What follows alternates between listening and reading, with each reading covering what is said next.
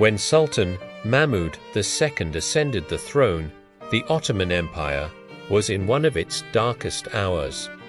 Rebellions, corruption, and the crumbling weight of centuries pressed on the state from every side. Yet, from this turmoil emerged a ruler determined not to surrender to decay, but to rebuild, reform, and awaken a dying empire. He was the son of Sultan Abdul Hamid I and Nakzid al-Valid Sultan. Born in July 1785, he lost his father at the age of 5. Raised within the guarded walls of Topkapi, he witnessed his uncle Sultan Selim III's dream of reform and his tragic death.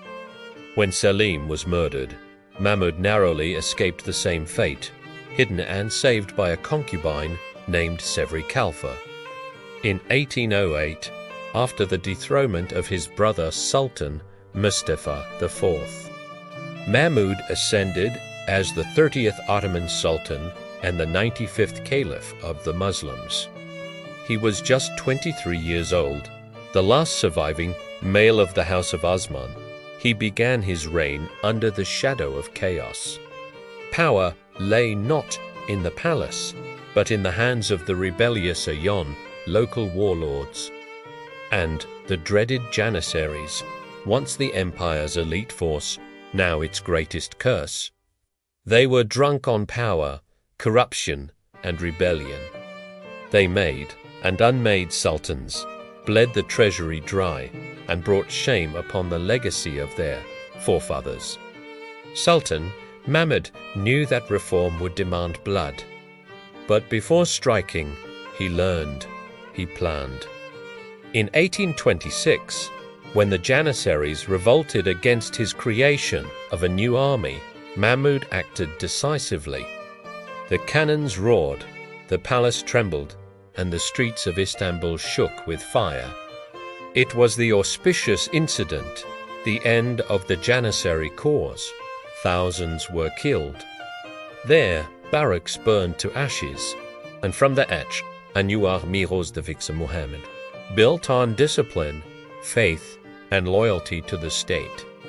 Mahmud's reign became one long struggle between survival and transformation. He abolished corruption, reorganized the bureaucracy, and placed the empire's charitable endowments under state supervision. He reopened embassies, established a translation office, and sent students abroad to learn modern sciences. He built the empire's first medical school, introduced the quarantine system, and carried out the first population census in Ottoman history. He reformed the postal system, expanded roads and bridges, and established the Takvim-i Vakai, the first official Ottoman newspaper. He also sought to heal the divisions of faith within his empire, improving the conditions of Christians and Jews, declaring himself a defender of tolerance and justice. But the world outside his borders gave him no peace. In Arabia, the Wahhabi rebels had seized the holy cities of Mecca and Medina. Mahmud ordered Muhammad Ali Pasha, the governor of Egypt, to suppress them. For 20 long years, Muhammad Ali's forces fought across the deserts until they restored the sanctity of the two holy mosques. No sooner had that war ended than another began, the Greek Revolt of 1821. Fueled by European intrigue and Russian support, Greek rebels massacred 50,000 Muslims across the Peloponnese. Again, Mahmud turned to Muhammad Ali, whose son Ibrahim Pasha crushed the rebellion. Yet Europe intervened, and under the pretext of liberating Greece, the British, French, and Russians destroyed the Ottoman fleet at Navarino in 1827. 57 ships burned, 8,000 sailors were martyred. From this disaster, Sultan Mahmud forged resolve. He declared, "If we do not reform like Europe, we will be driven back into Asia." He modernized the army, rebuilt the navy, and constructed new military academies. He introduced the fez and the modern uniform, replacing the old robes of the past. His reforms did not betray faith. They preserved it in a changing age.